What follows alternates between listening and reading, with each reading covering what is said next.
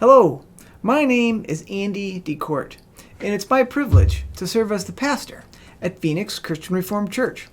This midweek devotional is an extra connection at a time when our connections are somewhat limited. Having limited connections, it damages our relationships. That's true with our relationships with friends, with church members, with anybody. It's even true that a limited connection with God damages our relationship with God. On Sunday, our sermon text was Romans 12, verses 1 and 2. Therefore, I urge you, brothers, in view of God's mercy, to offer your bodies as living sacrifices, holy and pleasing to God. This is your spiritual act of worship. Do not conform any longer to the patterns of this world, but be transformed by the renewing of your mind. Then you will be able to test and approve what God's will is. The question becomes, will we offer our bodies as living sacrifices, holy and pleasing to God, or not? Do we trust in the blessings of a deeper connection and a deeper relationship with God, or are we not so sure? So I'm going to paraphrase Dallas Willard in his book, Spirit of the Disciplines. He's not talking about Romans 12, 1 through 2 per se, but it's a great fit.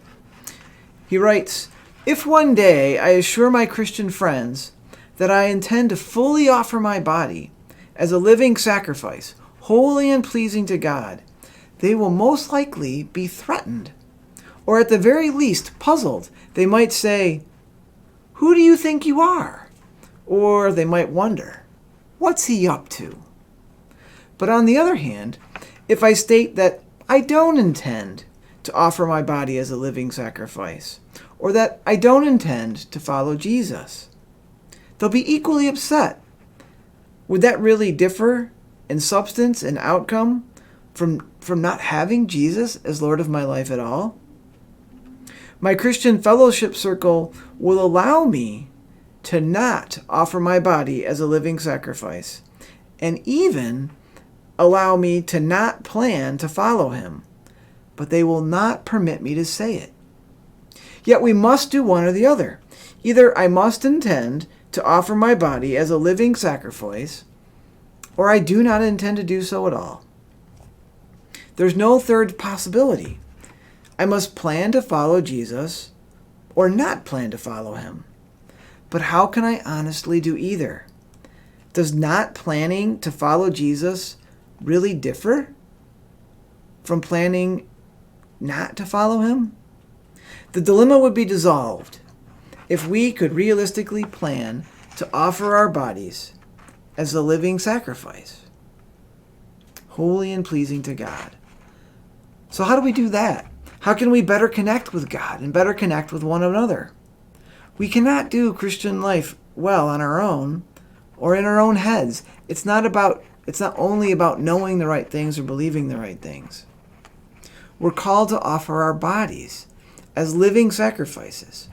We need a relationship with God. We need a relationship with other Christians. We need a relationship with others too. So in October and November, we're going to finish our Romans sermon series. Romans 12 through 14 are filled with numerous commands. How can we successfully follow them? How can we do that? There are different ways to be offering our bodies as living sacrifices, holy and pleasing to God. How can we follow them without feeling excessively burdened? Well, as it says in verse 1, we surely will need a good view of God's mercies to us.